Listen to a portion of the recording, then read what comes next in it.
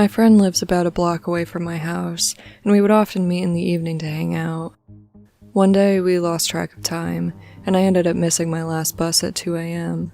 Since it wasn't that far and we didn't live in a particularly unsafe area, I decided I would just walk home. I'm a 20-year-old girl, but I look very young, and I can easily pass off as a 15-year-old, so I don't really encounter people trying to hit on me in public. I walked by the main street, where many people were still driving around and coming in and out of the 24-hour McDonald's. As I stopped for a minute to light my cigarette, a car pulled up next to me, and a man started calling out to me. I typically don't respond to random people talking to me on the street, but I thought that he might need help. It was 2 a.m. after all, so I figured he was probably lost. I asked him if he was okay, and he asked me if I wanted to grab a coffee with him. I wasn't interested in drinking coffee with a stranger at such a time, and I politely declined, but he didn't take no for an answer. He kept trying to convince me, so I just kept on walking. After a few minutes of driving along slowly as I walked, he turned around and drove away. I finished my cigarette and answered a call from my friend, who was worried about me and wanted to check if I got home yet. I told her about the creepy guy and we laughed it off. She decided it was best we stayed on the phone so we could both feel safer. Throughout our whole conversation, though, there was this annoying cab driver following me and asking me if I needed a ride. I continuously ignored him. That was, until I reached the intersection.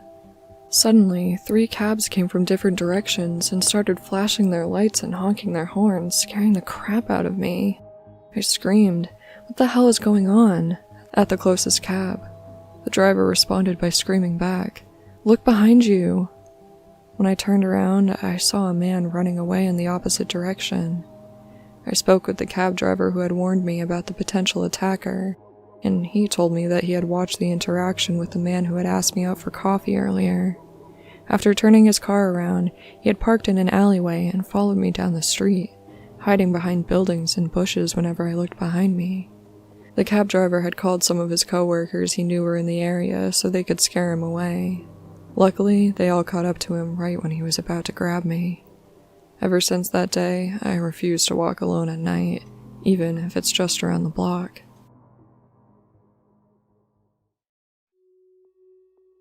This happened to me at the beginning of last summer, late June or early July.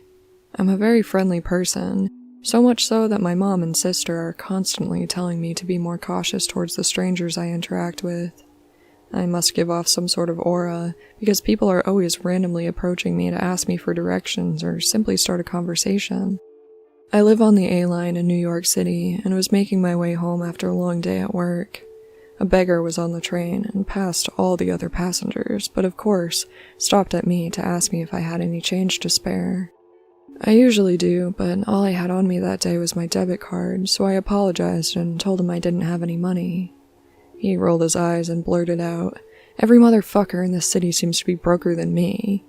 He walked off, and, a bit embarrassed, I looked around to see if anyone else had heard.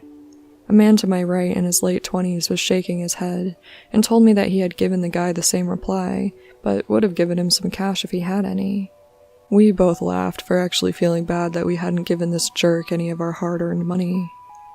I continued to the next stop and got off to transfer to a different train. I noticed that the man I had just talked to was getting off too, and we were walking in the same direction. Before I knew it, we were waiting for the same train as well. I struck up conversation with him again, just some quick small talk before he got off a couple stops later. A week passed and I was heading home again, running to try and catch the next A train. I just barely missed it and was watching as it passed by when I saw someone waving inside the train as it pulled away from the station. It was the same guy from last week. He had tried to hold the doors for me, but it was too late. A couple days later, I was making my way home and saw someone asleep, leaning up against the window that was right in front of me when the train stopped. The doors opened and I entered, noticing in that moment that it was the same dude again. There are millions of people in New York, so I never thought it would be possible to see the same person 2 times in only a couple weeks. He woke up as I walked into the train car, smiling at me and tapping the seat next to him. I sat down and started making small talk again. He told me about his busy day and said he fell asleep because he was so burnt out after smoking a joint earlier. I laughed and told him that I smoked too, and that I never would have expected it from him. He didn't look like the stoner type. He laughed a bit as well in response, and said he's a proud pothead, and was looking forward to getting off the train to roll up another joint. I told him I had just run out of my stash that morning, and he quickly responded that he had plenty to spare, and even offered to smoke me up once we were off the train. Looking back, I have no idea what possessed me to say what I did, but I stupidly accepted his offer. To make matters worse, we were already pulling up to his stop, so I didn't have time to rethink my decision and make an excuse to head home. He got up and motioned for me to follow him, which I reluctantly did, not wanting to go back on my word. I hadn't mentioned my multiple coincidental encounters with this man to anyone, so no one in my life would have known where I was going. I could feel my steps getting heavier and heavier with regret as I followed him off the train, out the turnstile, and up the stairs out of the station. I was so nervous and scared that I thought I might shit myself. My brain was scrambling, trying to come up with some sort of way to get out of this situation, knowing that if anything bad happened, my friends and family wouldn't have a clue. I could feel my mouth getting dry, and I was on the verge of passing out as we rounded a residential block in front of an old building. He was digging in his pockets for his keys, and I could see that he looked very anxious and not nearly as friendly as he had seemed on the train. His face was stern and serious, which scared me even more. Finally, I blurted out some excuse about how I had forgotten my pregnant sister was waiting for me at home. My hastily crafted lie was obvious, and I knew he could see through my bluff. He assured me that we wouldn't be any more than 5 minutes, and the lump in my throat was so enormous I could barely speak over it. No, she's probably already aggravated from waiting for so long, and if I show up with my eyes all bloodshot, she's gonna know I kept her waiting to get high, which will just make it worse. Ignoring my story, he put his head down and wrapped his arm around my shoulder, scooting me into the little hallway of the building where the mailboxes were. My fright turned to anger as I thought of all the possibilities of being alone in a building with this man. I shrugged my arms off his shoulders and told him firmly that I had to go. He was immediately pissed and shouted at me to leave, opening the door to the building forcefully. I ran down the block, trying to remember which way we had walked from the train station to his building. I had no clue where I was. Suddenly, I heard someone walking quickly behind me and saw that it was him. He called my name, but I didn't stop. I kept my eyes ahead and walked quickly down the street, trying not to break out into a full run so that he wouldn't chase me. I saw a woman leaving a house I was about to pass and took the opportunity to hopefully save myself. "Oh my God, Judy, I haven't seen you in forever. How are you?" I asked the woman as I went in for a hug. Naturally, she pushed me away and asked who I was looking for, but I quickly whispered to her that this man was following me and that I needed help. She pulled me in for a hug as soon as she saw him over my shoulder and continued to fake the banter I had started. Luckily, this was enough to make the man turn around and walk away. He kept looking over his shoulder but eventually returned to his building. As soon as he was completely out of sight, I broke down crying from fear and from the overwhelming feeling of appreciation for this woman's help.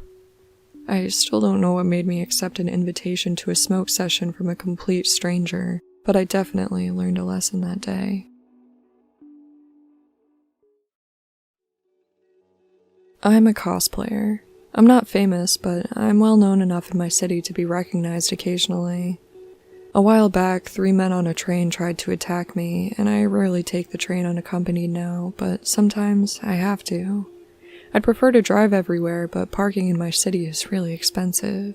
I can't always afford $30 to park downtown for a couple hours on my freelance photography pay, so I take the train. I was meeting my boyfriend on the other side of town for a photo shoot one day. I was dressed as Misa Amane from Death Note, and I was taking the train to meet up with a cosplayer who would be dressed as Light. I put a coat over my outfit and was wearing regular shoes, so besides my big false lashes and the hem of my pleather skirt, you couldn't really tell I was cosplaying. Since the shoot was all the way on the other side of town, we had to get started early, and I was on the train by 5:30 a.m.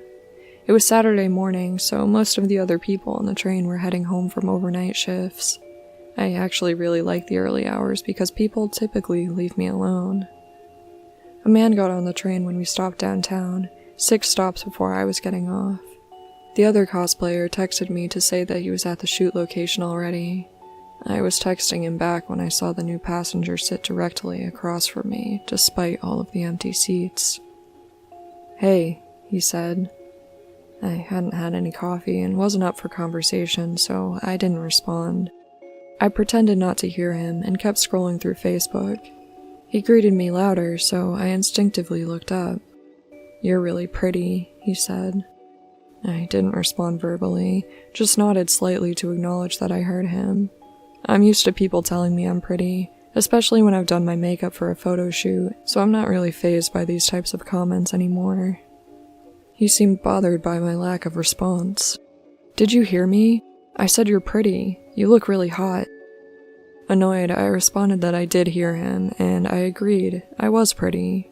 I was already feeling irritable before he started talking to me since it was so early and I hadn't had time to grab a coffee, and I didn't really feel like entertaining the idea that his comment required me to thank him. "You're not that pretty," he practically snarled this.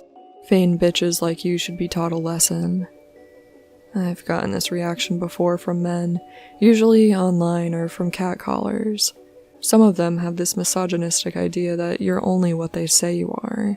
They don't want women to know that they're beautiful, unless a man says they are.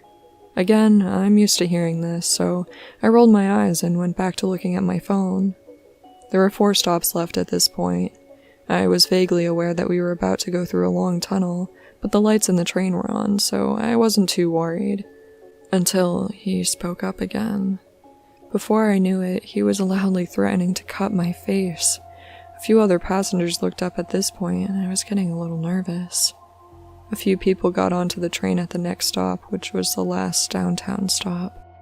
The guy leaned towards me across the center aisle of the train and threatened to follow me when I got off. After my last experience I mentioned earlier, this made me really nervous. The guy cosplaying as Light didn't have a car, so we had to walk 10 minutes to the mall to meet my boyfriend after I got off at my stop. He's not a big guy either. Actually, he's about an inch shorter than me, so I wasn't confident he'd be able to scare off this man. I have the tendency to act stupid and tough when I'm afraid, so without thinking, I quietly responded, "Fight me." This guy was much bigger than me, and could probably kill me with little difficulty, but it was getting close to 6 a.m., and I still hadn't had coffee, so I wasn't thinking clearly.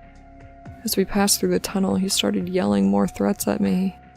The sounds of the train drowned out his words, so the other passengers couldn't hear what he was saying. Most of them got off at the next stop after the tunnel, so I was left alone with this man and 2 other passengers. A big guy with headphones on, and a little old lady. Feeling concerned, I told the man to back off, and that my boyfriend would be waiting for me at the station. I found myself wishing that I had sat near a door. I was scared that if I tried to get to the emergency call button, he would attack me. "Thistle!" I suddenly heard someone call loudly. Thistle is the name I use when I'm cosplaying, and I quickly realized that it was the big guy with headphones who had called out to me. "I thought that was you. What are you doing up so early?"